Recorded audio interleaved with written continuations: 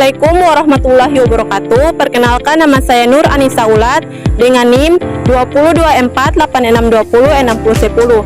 Nah, pada video kali ini saya akan membahas tentang tugas praktikum tentang simbiosis. Simbiosis adalah hubungan erat antara dua makhluk hidup yang berbeda jenis. Simbiosis sendiri terbagi menjadi tiga, yaitu simbiosis mutualisme, komensalisme, dan parasitisme.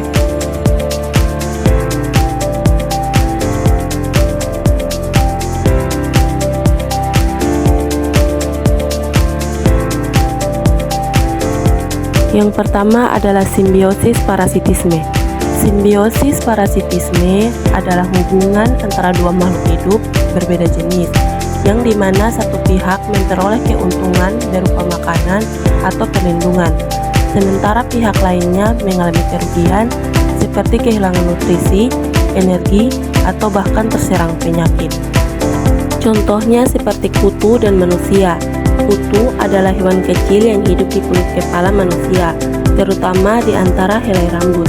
Hewan ini menghisap darah manusia untuk memperoleh makanan dan bertahan hidup.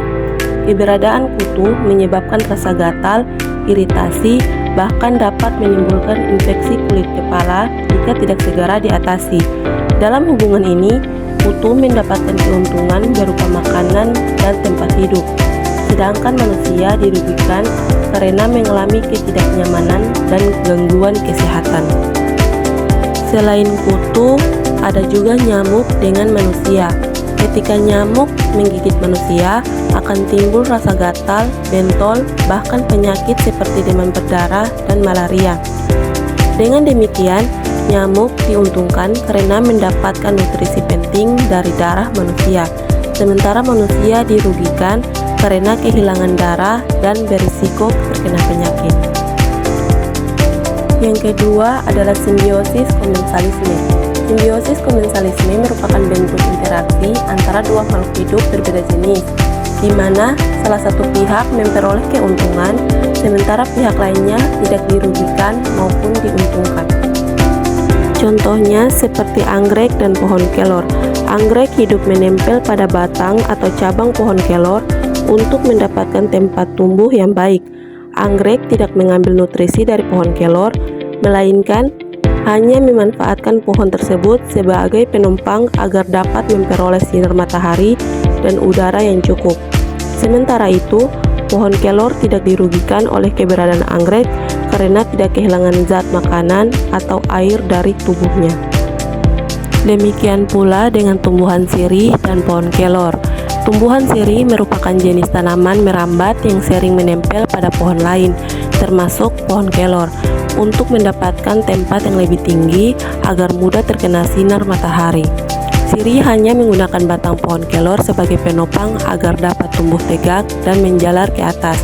Pohon kelor sendiri tidak mendapatkan manfaat dari tumbuhan sirih, tetapi juga tidak mengalami kerugian.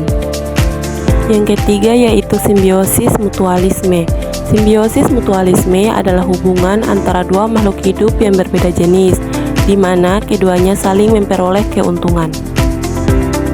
Contohnya seperti semut rangrang dan tumbuhan.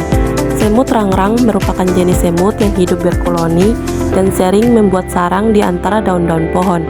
Dalam hubungannya dengan tumbuhan, semut rangrang memberikan keuntungan bagi tumbuhan dengan cara melindungi pohon dari serangan hama seperti ulat atau serangga lain yang dapat merusak daun dan batang. Kesimpulannya adalah, dalam kehidupan di alam, setiap makhluk hidup tidak dapat hidup sendiri. Mereka saling berinteraksi untuk memenuhi kebutuhan hidupnya.